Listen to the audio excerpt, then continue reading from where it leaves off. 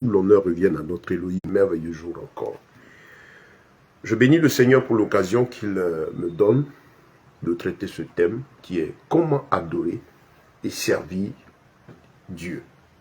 Lequel Dieu? Yahweh, l'Éternel des armées, le Créateur, celui qui s'appelle Je suis, qui s'est révélé à nous depuis le début de la création de l'homme et qui s'est manifesté puissamment, physiquement au milieu de nous, en prenant cette forme de sauveur appelée Yeshua, Yahweh, Shoah, sauveur, l'Éternel sauveur, pour venir secourir l'homme, le délivrer de la puissance du péché. Comment le servir? Comment l'adorer? Bien-aimé, c'est quelque chose de très important. Et dans le livre de Jean, le chapitre 4, on peut déjà voir cet élément très important. Jean chapitre 4. Et le Seigneur a rencontré une femme. Je vous invite à lire tout le chapitre, principalement à partir du verset 18-19 déjà. Le Seigneur commence à en parler. Et la dame disait, mais tiens, vous vous dites qu'il faut adorer le Père sur la montagne à Jérusalem, et au Seigneur de lui répondre ceci. L'heure est venue où les vrais adorateurs adoreront le Père en esprit et en vérité. L'heure est venue. L'heure vient et elle est déjà là, où les véritables adorateurs vont adorer le Père en esprit et en vérité. Adorer ici, c'est quoi? C'est rendre culte à l'Éternel, c'est servir Dieu. Parce qu'en fait, notre vie, notre parcours en tant que chrétien, c'est adorer le Seigneur. C'est pas seulement quand on chante, quand on loue, quand on prie, mais notre marche, notre vécu, 24 sur 24, est un service, sinon est censé être un service à l'Éternel. Comme Romains le chapitre 12 le dit, je vous exhorte par les compassions de Christ à offrir vos corps comme un sacrifice vivant, saint, agréable et parfait, ce qui sera de votre part un culte raisonnable. Dans d'autres versions, il dit un service intelligent. C'est la manière dont Dieu veut. Donc l'adoration, c'est le tout, c'est notre vie, et spirituelle, et morale, et physique. Tout le temps de cette marche merveilleuse avec le Seigneur.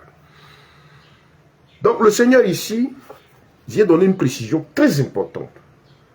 Les vrais adorateurs, ceux que Dieu approuve, l'adoreront en esprit et en vérité. Ils le serviront, ils marcheront avec lui en esprit et en vérité. Le Seigneur, là où il se trouvait, il est venu en mission pour amener l'accomplissement des paroles données par notre Seigneur durant toute l'ancienne alliance qui parlait de la venue du Mashiach, de Yeshua, pour accomplir la loi. Il a dit dans Matthieu chapitre 5, je ne suis pas venu abolir la loi, mais je suis venu l'accomplir. Donc déjà, il donne un détail à cette femme samaritaine qui était aussi croyante en l'Éternel. Et donc, à travers elle, il parle et aux Juifs, il parle et aux Samaritains, il parle à toute la création, tous ceux qui cherchent à adorer le Seigneur. Il se trouvait là, au milieu, venir accomplir, comme je dis, ce qui a été annoncé depuis toute l'ancienne alliance, durant toute la Torah, et donc qui devait être manifesté, accompli à travers l'œuvre du sacrifice de la croix, et donc vivre maintenant dans la continuité, la nouvelle manière, la façon de servir le Seigneur, jusqu'à ce qu'il mette fin à l'histoire de l'humanité, et que nous entrions dans sa gloire dans le royaume des cieux. Donc, comme je dis, il se trouve là au milieu, entre le service divin, dans la forme traditionnelle judaïste, le judaïsme qui est le mélange de la loi avec les traditions. Parce qu'il y a la Torah et il y a le judaïsme. Le judaïsme, c'est le fait de mélanger la loi, la parole de Dieu, avec les traditions juives. Il y a ce que Dieu a donné et il y a des ajouts que les anciens d'Israël ont fait. Et donc, il se trouve là entre eux et aussi les Samaritains qui sont des gens qui sont des nations païennes, mais qui croyaient dans ce même Dieu-là.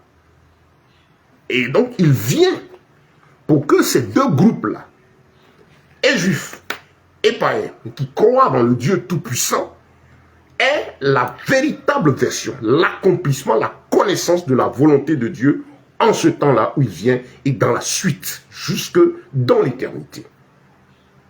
Donc c'est là qu'il va donner une précision qui est valable et pour les Juifs et pour les nations.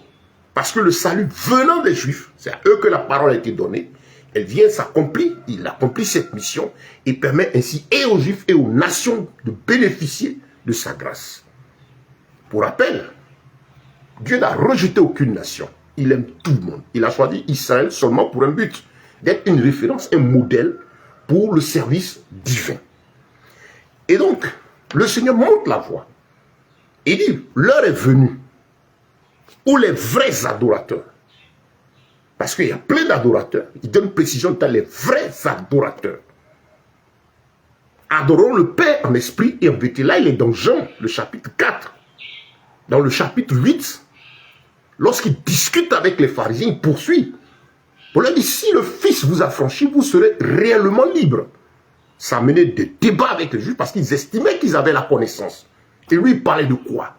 Il dit non, vous connaîtrez la vérité et la vérité vous affranchira. Jean 8, 32, je vous invite à lire tout le chapitre. Le Seigneur l'a discuté avec des croyants. Et donc, qu'est-ce qui va se passer? Vous connaîtrez la vérité vous affranchira. Et si le Fils vous affranchit, vous serez réellement, véritablement libre. Pour dire que l'on peut croire, mais si nous croyons mal, nous ne croyons pas conformément à la voix du Fils, alors malheureusement, l'on ne peut pas être vraiment libre. Il y a la foi, la croyance, mais la liberté totale n'y est pas. Comme je dis donc, c'est la poursuite de ce discours qu'il avait commencé avec cette femme. Les vrais adorateurs vont adorer Dieu en esprit et en vérité. Les vraies vérités, véritables. Donc, bien-aimé, le Seigneur te dit ce matin que ceux qui l'adorent et le servent, ceux que lui l'approuve, ce sont ceux qui le font en esprit et en vérité. Ça veut dire quoi? Adorer Dieu en esprit, il pouvait dire à Nicodème, encore avec lequel il avait discuté, je crois, c'est dans le chapitre 3, quand Nicodème est venu le voir de nuit. Pardon, je crois oui, c'est Nicodème. Parce qu'il voyait l'œuvre que Dieu opérait à travers lui. Il était émerveillé. Il voulait voir la gloire de Dieu. Et au Seigneur de lui dit, si tu ne nais d'eau et d'esprit, il faut naître de nouveau pour pouvoir comprendre les choses de Dieu. Et Nicodème, croyant, juif, dévoué dans le service de Dieu, mais de façon traditionnelle, resté dans le judaïsme, n'a pas compris ça. Comment suis-je grand et puis je peux naître de nouveau? Et le Seigneur de préciser pour dire, il faut naître d'eau et d'esprit. Naître d'eau, c'est le baptême pour la rémission des péchés, et d'esprit, la réception du Saint-Esprit pour maintenant marcher, appliquer, vivre selon la volonté de Dieu. C'est deux choses très importantes. Naître d'eau et d'esprit. C'est ça le véritable adorateur. Il est d'abord né d'eau et d'esprit. Bien-aimé, as-tu été baptisé? En général, les gens, oui. Pour la rémission de tes péchés. Ok, gloire à Dieu. Parce que c'est là que commence le service divin. Il faut que tes péchés te soient remis. Et que tu aies reçu le Saint-Esprit. En général, dans la Bible, nous verrons que les gens ont été baptisés d'eau d'abord, au nom de Jésus, de Yeshua, et ensuite ont reçu le Saint-Esprit. Mais il y a des cas où les gens ont reçu l'Esprit, après, ils ont reçu le baptême d'eau. Il n'y a pas que c'est une obligation que le baptême d'eau vienne avant le baptême de l'Esprit, parce qu'il y a des exceptions, mais c'est en général cela. Et donc, bien-aimé, qu'est-ce que le Seigneur nous enseigne? L'adorateur doit d'abord être net d'eau, c'est-à-dire avoir reçu la rémission de ses péchés, le pardon de ses iniquités, qui commence par la repentance. Celui qui avoue ses transgressions, il est déjà sorti en miséricorde. Il est plongé dans l'eau parce qu'il l'a confessé publiquement, il reconnaît, il reçoit le pardon, il est baptisé et l'ancienne vie passe.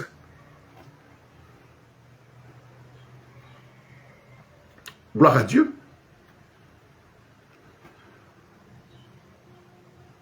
Deuxième partie de notre enseignement. Nous le divisons en plusieurs parties, en audio de 10 minutes, et puis aussi pour la version TikTok aussi. Donc voilà, il faut naître d'eau et d'esprit. Ça commence là. Si tu n'es pas baptisé d'eau, tu n'es pas baptisé du Saint-Esprit, tu ne peux pas commencer à adorer Dieu. Tu ne peux pas l'adorer. C'est la condition de base. Parce que tu vas te mettre à te fatiguer.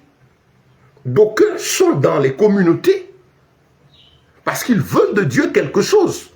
Mais ils ont peur de se faire baptiser parce que, étant bien informés, c'est un engagement profond et véritable et réel, le baptême d'eau. Étant conscients qu'il s'agit là de décider de changer de vie. Donc ils ne sont pas prêts. Ils ne sont pas fatigués et chargés. Ils se sentent fatigués, mais ils se sentent, pardon, chargés, mais fatigués, c'est-à-dire le désir d'abandonner. Ils ne l'ont pas. Vous comprenez? Donc, ces gens-là, vous allez errer, vous fatiguer, parce que vous ne voulez pas entrer par la porte étroite, par la voie donnée par le roi que vous voulez servir, de qui vous attendez quelque chose. Mais n'avez pas reçu le Saint-Esprit aussi baptisé de l'Esprit, qui est le don de l'Esprit de Dieu par lequel nous pouvons plaire au Seigneur. C'est par lui que la conversion, c'est-à-dire le changement du cœur vient. Il pouvait dire aux disciples, aux apôtres, tout le temps qu'il a passé avec eux, vers la fin, il a dit, toi, quand tu seras converti, il parlait à Pierre, affermis tes frères. La conversion, c'est le passage d'un état à un autre. Le changement, transformation, qui n'est fait à l'intérieur que par l'esprit. Vous comprenez? Donc, il faut recevoir aussi le Saint-Esprit. C'est le départ de l'adorateur. Donc, comprenez que si ces choses ne sont pas faites, vous vous fatiguez. Vous n'aurez pas la compréhension des choses du Seigneur. Parce que sa parole, comme il a dit, elle est esprit et vie. Les paroles de Yahweh sont esprit et vie. Ça veut dire quoi? C'est sa parole à lui. La Bible dit, au commencement était la parole était avec Dieu, la parole était Dieu, et elle fut faite chez la parole est vie, c'est lui-même. C'est pourquoi il dit esprit et vie. C'est lui. Ce qui sort de sa bouche, pas ce que les hommes fabriquent ou déclarent ou proclament. Non, il s'agit de ce qui est écrit, révélé à travers ses serviteurs, les apôtres, avant eux, les prophètes, et toute l'ancienne alliance, tout ce qui a été donné là, c'est ça. Il n'y a rien à ajouter, rien à retrancher. Ce sont les choses qui appartiennent au Seigneur. Ça, c'est à lui. Donc, cette parole-là, elle est esprit et vie. Vous comprenez bien, aimé? Esprit et vie. C'est vivant, ce sont les paroles vivantes. C'est la transformation. La relation avec Dieu, c'est la vie. Quand vous rencontrez sa parole, vous sentez la vie. C'est un personnage vivant. C'est l'esprit qui nous transforme, qui agit. Il est vivant. Ce n'est pas une connexion. Ce n'est pas un contact. Les paroles de Dieu ne sont pas des potions, des choses qu'on attrape et puis qu'on agit. Non, c'est Dieu lui-même. C'est un personnage vivant. Sa parole, c'est lui-même. Et donc, il dit les vrais adorateurs vont l'adorer en esprit et en vérité. Donc, maintenant que tu as compris ce que c'est que les conditions de base pour être un adorateur, il parle maintenant de le servir, de lui plaire, d'être agréable à lui. Il dit c'est ceux-là qui vont le faire en esprit et en vérité. En esprit, ça dit conformément et sous la houlette de l'Esprit de Dieu par le Saint-Esprit, pas un autre esprit.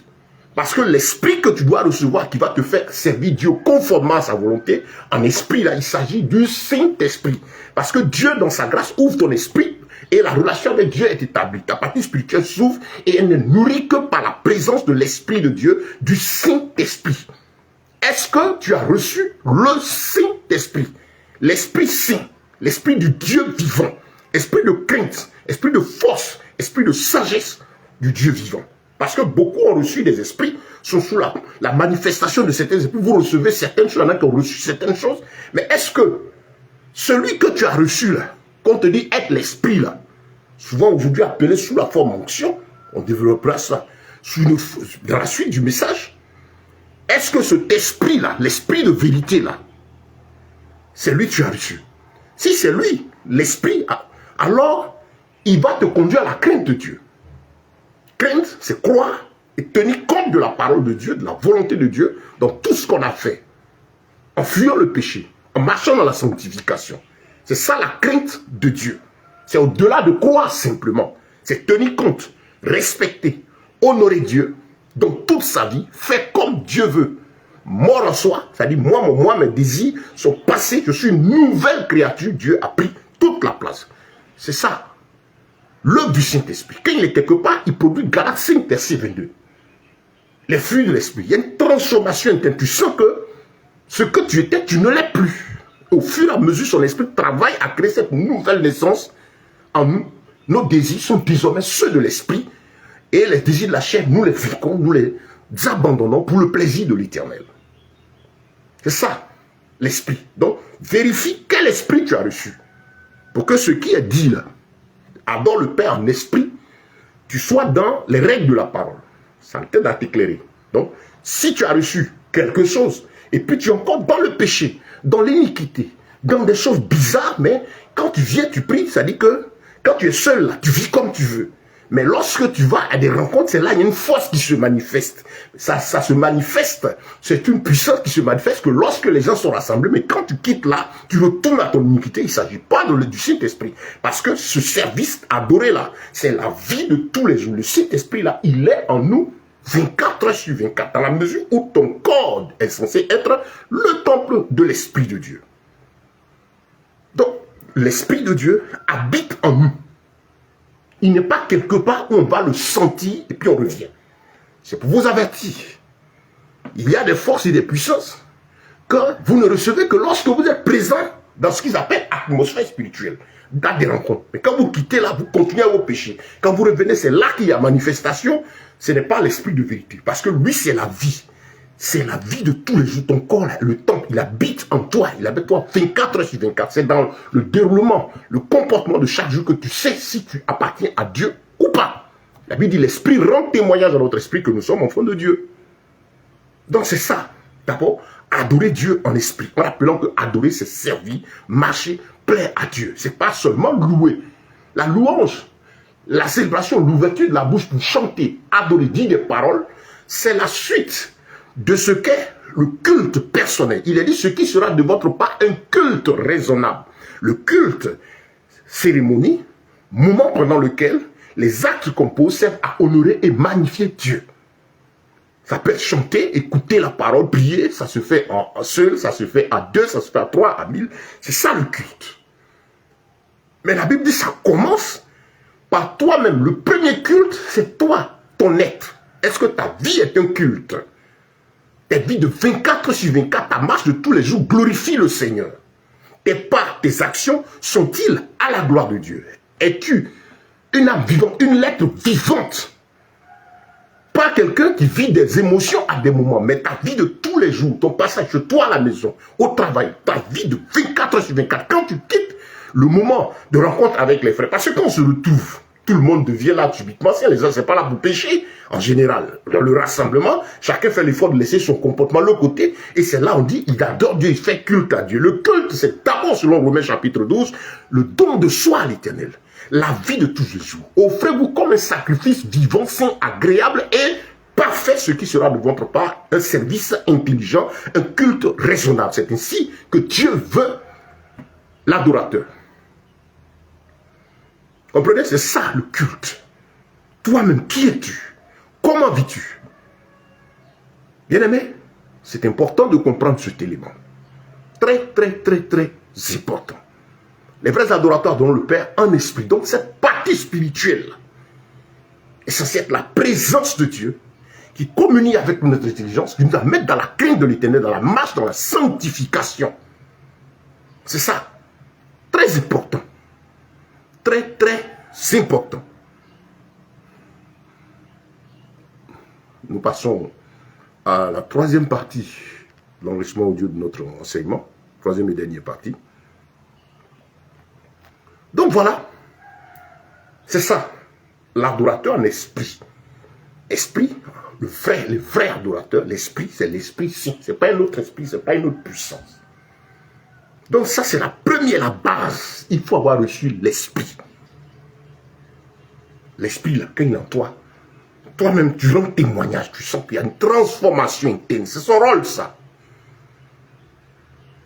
Et ce que le Seigneur dit ici qui est très important, en esprit, sa présence, donc il va y avoir des manifestations de sa part qui sortent de l'ordinaire. Donc des manifestations spirituelles. C'est-à-dire des choses que tu ne pouvais pas, que tu fais aujourd'hui. Ça c'est spirituel parce que par l'esprit tu arrives. Il va t'utiliser. Il va avoir normalement des miracles, des œuvres, des démonstrations de puissance par la prédication de sa parole. Voir sa parole prêcher. C'est un miracle, une puissance qui transforme les actions spirituelles, qui amènent la conversion. Le premier miracle, c'est la conversion. Maintenant, il dit, en esprit, adorer en esprit et en vérité. En français, quand on dit et, ça dit, c'est implique, c'est lié. Adorer donc en esprit et en vérité. C'est là la deuxième partie de ce service. Il dit, tu as reçu l'esprit. Et celui qui a l'esprit, il est attaché aussi à la vérité. Parce que l'esprit conduit à aimer la vérité. La vérité, quelle vérité? En vérité, c'est la parole. Je suis le chemin, la vérité et la vie. C'est sa parole. Donc l'Esprit de Dieu, le vrai adorateur, il a le Saint-Esprit. Et ce Saint-Esprit l'amène à aimer les oracles du Père, puisque c'est la parole elle-même de ce Dieu-là. Son esprit en nous aide à comprendre sa vérité, ce qu'il a dit.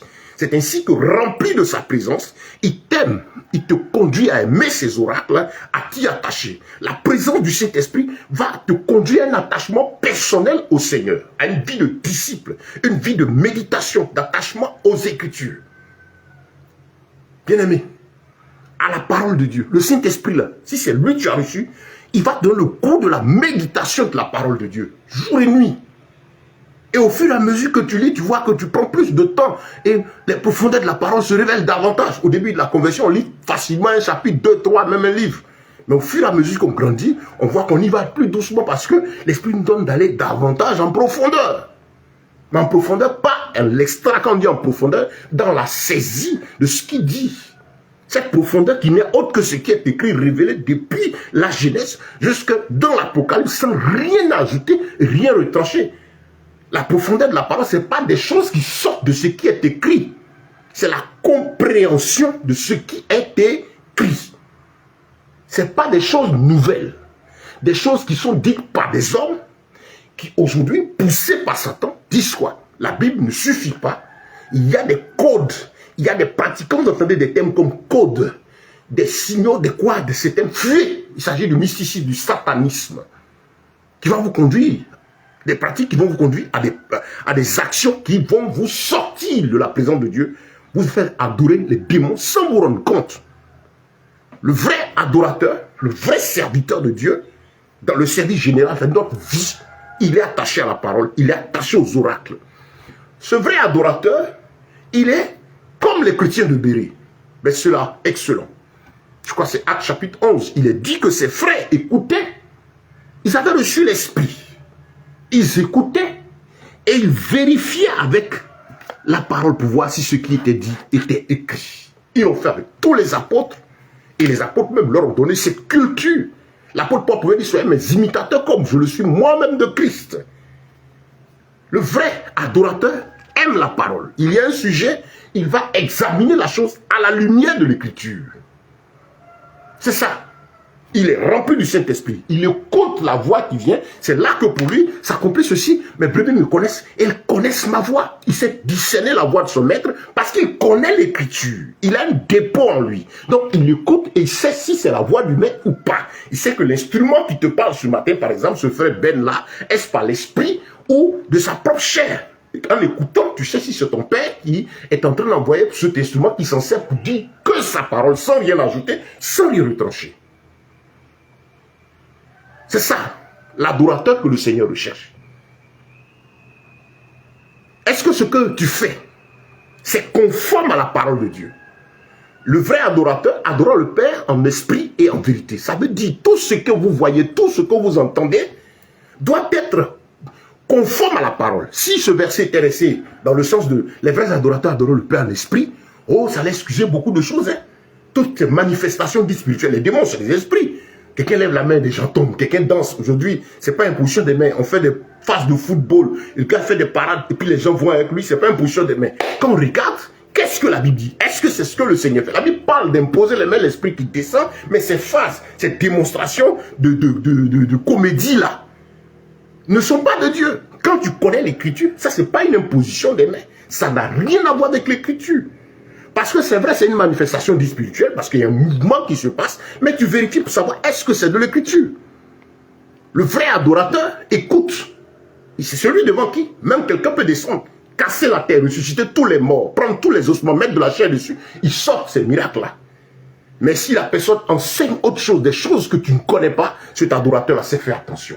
Il connaît très bien Deutéronome chapitre 13, qui dit, si s'élève au milieu de toi un prophète, qui annonce des signes, c'est-à-dire des manifestations que la chose s'accomplit, mais qui vous enseigne à suivre d'autres dieux, des dieux que tu ne connais pas, sache que c'est l'Éternel qui te met à l'épreuve pour savoir si tu aimes Dieu de tout ton cœur, de toute ton âme, de toute ta force. Est-ce que la loi de l'Éternel, tu y es attaché? Oui, le prophète, le voyant, toutes ces choses apparaissent, ils font des manifestations. Ok, tu écoutes. Déjà, même en écoutant, mais t'as rempli le Saint-Esprit, tu vois même avant qu'il ne commence à faire des démonstrations, que c'est Dieu ou pas. Parce que le Seigneur dit, il peut m'arriver ces manifestations, c'est pour t'éprouver, pour savoir, est-ce que tu t'attaches à l'écriture? Par exemple, miracle money. Ta prière, l'argent va apparaître, l'argent va faire ceci. Le vrai adorateur, c'est que Dieu ne fait pas ce travail. Il a dit, tu mangeras la sueur de ton front. Les apôtres ont dit, l'homme travaillera. L'argent se gagne par le travail. Il ne descend pas, il ne sort pas par la magie. Non. Non. Le moyen de change là, c'est pas le travail. Donc le vrai adorateur connaît la parole. Devant chaque sujet, il va examiner la chose. Au commencement était la parole, et la parole était avec Dieu, et la parole était Dieu. C'est son principe de base. Toute chose, tout sujet qui apparaît, il dit, il écoute. On en dit comme si c'est comme ça. Il sait que tout est révélé dans la parole, qu'il n'y a rien à ajouter. Il y a discussion sur le mariage, il y a discussion sur ceci. Il va chercher la chose au commencement. Le vrai adorateur, c'est comme ça. Celui qui a commencé, c'est l'Éternel. Il sait ça. Et il s'attend à imiter. Donc, il va, c'est un enquêteur, une sorte d'enquêteur qui va à la profondeur. Vous savez, lorsque quelqu'un commet un crime, il n'aime pas les enquêtes. Celui qui n'a pas raison n'aime pas les enquêtes. Quand il n'est pas encore découvert, il n'aime pas les enquêtes. Parce que les enquêtes vont aboutir à découvrir les profondeurs des choses. Alors, le disciple du Seigneur, c'est quelqu'un qui est rempli d'un dépôt. Et lorsqu'il y a un sujet, il va mener des enquêtes. Quand c'est pas perceptible, c'est flou, il va dans l'écriture. Et donc, c'est la vie de tout fils et toute fille de Dieu. Quand je parle de service ici, c'est notre vie de dévotion de tous les jours à l'Éternel.